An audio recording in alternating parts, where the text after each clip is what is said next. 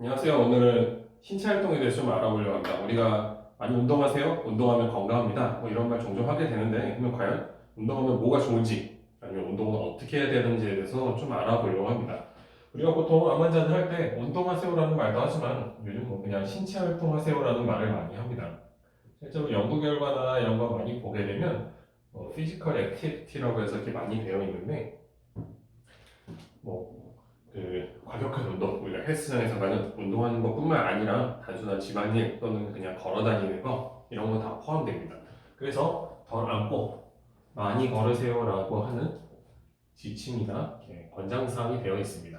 그러면 얼마나 걷고 얼마나 더 앉아야 되는지 보통 일주일에 150분 이상 정도 생각하시면 됩니다. 하루에 한 20분 정도 걸어 다닌다 이렇게 생각하시면 되고, 격한 운동, 우리가 뭐 헬스장이나 아니면 어디 운동장 가서 좀 빠르게 뛰거나 사이클을 하신다거나 하는 격한 운동은 일주일에 한 75분 이상 정도 하시면 적정하다라고 보통 얘기하고, 이게 권장사항으로는 한 200분에서 한 250분 정도 하면 좋다라고 되어 있습니다. 하루에 한 30분? 따로 시간 낼 필요는 없고, 뭐 가까운 버스나 지하철 타볼 때 걷는다든지 가까운 곳은 차를 두고 걷는 게 좀 더 좋을 것 같습니다. 특히 최근에 이제 좌식 생활, 뭐 스크리닝이라고 하던데, 우리가 핸드폰 보고, TV 보고, 컴퓨터 보고 앉아있는 시간이 많다 보니까 가급적 그런 걸 줄이고 걸으면 도움이 많이 될 것 같습니다. 그러면 뭐가 도움이 되냐?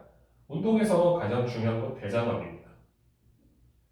대장암과 신체 활동의 관계는 아주 강력한 정도로 연구에 대한 근거들이 확실히 있는 편이고, 대장암 같은 경우 한 20% 정도 그 위험이 감소된다는 걸로 알려 있습니다.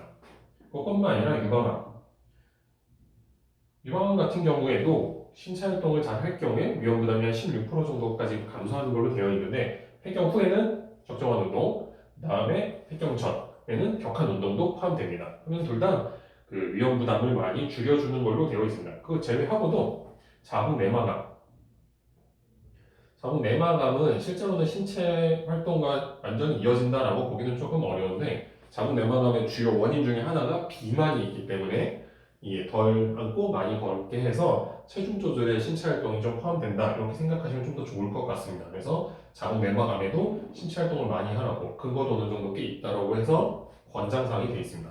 이 세 가지만 있는 건 아니고 실제로 뭐 폐암이나 소화기암도 도움은 되지만, 어쨌든 연구의 근거상 이 세 가지는 좀 확실시 된다. 특히 대장암은 강력하게 맞고, 유방암과 자궁암은 프라볼티라고 해서 그 정도 신빙성을 갖고 있다 정도라고 안내되어 있습니다.